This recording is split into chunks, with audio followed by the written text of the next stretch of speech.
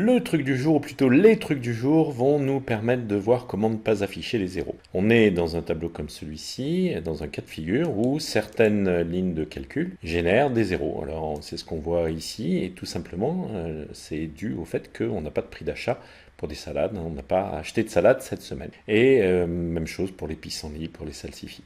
On a le même problème pour le prix de vente, puisque c'est l'addition des deux montants. Donc ce sont des calculs très simples qui sont réalisés, et on voudrait simplement ne pas afficher les zéros. On va avoir deux façons de faire ça. La première, ce sera de créer un format. Donc ici, on a défini un format, le format de nombre, et je vais venir dans autre format numérique et créer un format personnalisé. Ce format personnalisé, eh bien, je vais m'inspirer du format existant. Donc là, vous savez peut-être qu'on peut définir un format pour les nombres négatifs. Donc là, je vais dire que le format pour les nombres négatifs, c'est la même chose que pour les nombres positifs, simplement en faisant précéder du signe moins. Et maintenant, je vais dire que les zéros, eh bien, on ne les affiche pas. Guillemets, guillemets, ça signifie rien.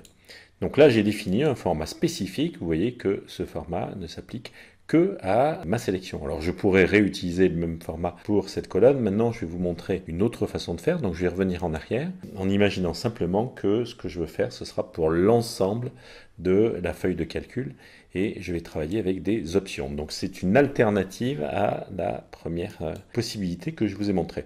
Donc je suis venu dans Fichier, dans Options, ensuite dans Options avancées. Et dans Options avancées, alors là, méfiez-vous, il y a de multiples options.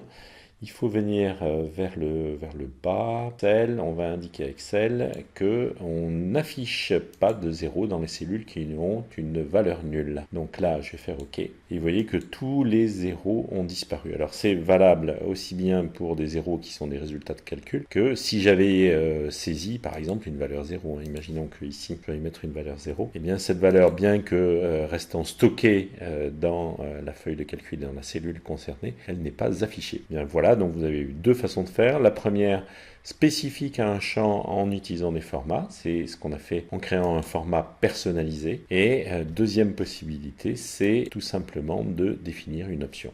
Voilà, c'est tout pour aujourd'hui.